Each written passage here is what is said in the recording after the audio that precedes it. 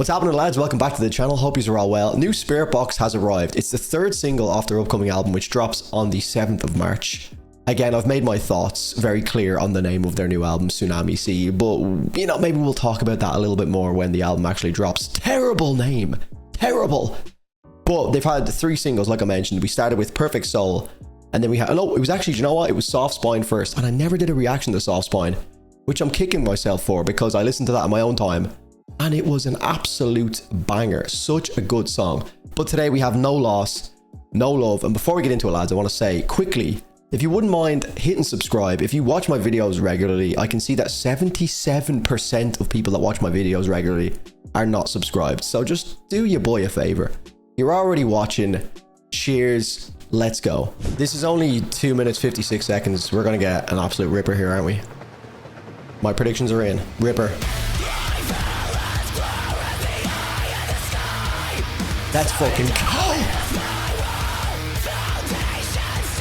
Man, the black and white aesthetic that they're going for recently has been sick.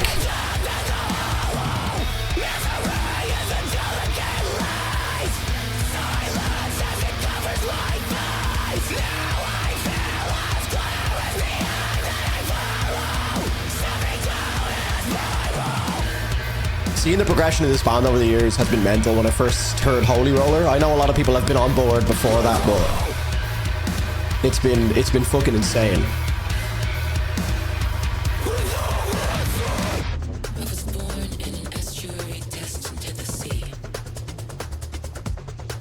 Okay.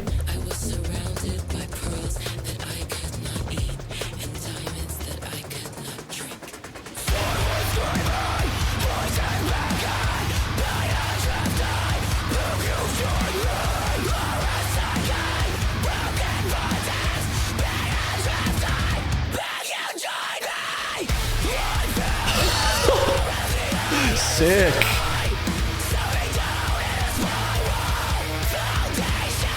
This is gonna grow a lot on me, I think. Like Soft Spine.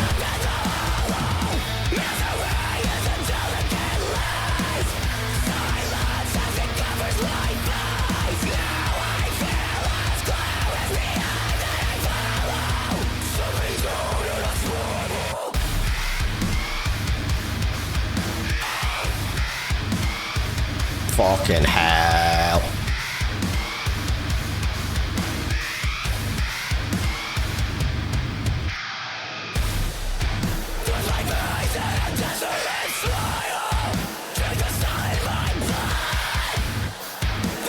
This feels very like Suffocate by Knocked Loose here, this little section. In a bleached cavern of bones, I reached my destination.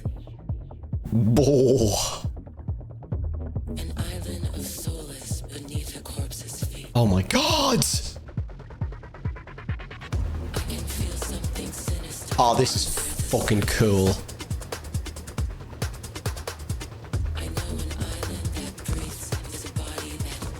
Send it. Send it.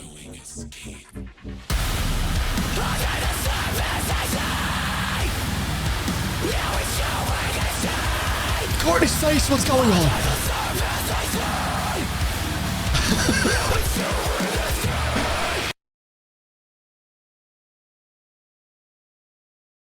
Oh my god. Alright, lads, so I love the new sound that Spiritbox are going with. It's not too far removed from a lot of the stuff off of their last EP, but it does feel like we're getting this culmination now of some of the heavier moments on the EP and almost a return to some of the sounds that we heard on their first album, which only came out in 2021. Again, first album. These guys are absolutely sending off into the stratosphere. Obviously, we just had the whole Grammy situation with Courtney as well. That was a big viral moment. But obviously, they're 2-time Grammy nominated now. But man, like some of the vocal effects that they used, particularly on the first track on their 2021 album, Eternal Blue, in Sunkiller. Sunkiller's still one of my favorite songs by Spiritbox, and I think it's one of those tracks that people don't give enough credit. I heard that for the first time and I was like, oh, wow, this is an amazing song. And it feels like they're using some of those influences in this song. It definitely feels like a callback almost with like the robotic, eerie, futuristic approach to Courtney's delivery and obviously the production elements and the effects that they're using on her voice. So I absolutely love that. I hope the album is like littered with so much more of that. It's so fucking cool. It's very similar to the way in which Poppy featured on Bad Omens track. It's like that hyper future robotic narrator style that just sounds so creepy and new and modern. I love it. I know it's still early days, but I think this album is definitely teeing up to be in contention for album of the year with the variety of the 3 songs. What am I what's focusing? What's there to focus over there? But yeah, obviously we've had so much variety in the 3 songs. I would say this track is obviously a little bit more of the same tonal bracket as something like Soft Spine, very heavy in your face, which I love because again, this band is on such a big stage now, and I'm not saying that like because of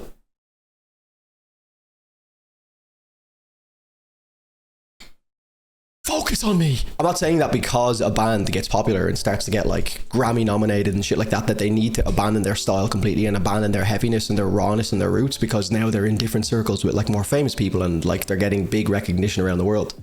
Well, it definitely is something that can happen, and we've seen it before with other bands, not even just like metal bands, but you see it when like bands start to become a little bit more mainstream, or just artists become more mainstream. Their sound does start to evolve and change, and then they lose their core fan base. But I think it's fair to say that these guys are evolving their sound, but also staying very loyal to that heaviness, which a lot of people like fell in love with them for, with like Holy Roller, and then obviously a little bit before that as well. Obviously with Holy Roller, very, very intense, very heavy, and they've not really strayed too far from that. Their production's gotten a lot better, and I think their songwriting's improved a lot. But the point is that they've stayed loyal. So yeah, and then obviously just to finish up on the variety, we had Perfect Soul, I think was the other track as well, which was like a really like ethereal ballad style track with a lot of big like massive chords, Mike Stringer obviously with some riffs now and again. Really like classy, detailed stuff. So really, really nice. I think this album's going to be a big contender for album of the year this year. And I very much so look forward to it, lads. So that's all from me. Again, leave a like in the video if you did enjoy, and like I said at the start, if you could subscribe if you're not subscribed, please do so. 77% of people that watch the videos aren't subscribed, so it'd be great if we could get more of you guys involved. Thank you so much for watching. I'm signing out. Look after yourselves, have a good weekend. Cheers.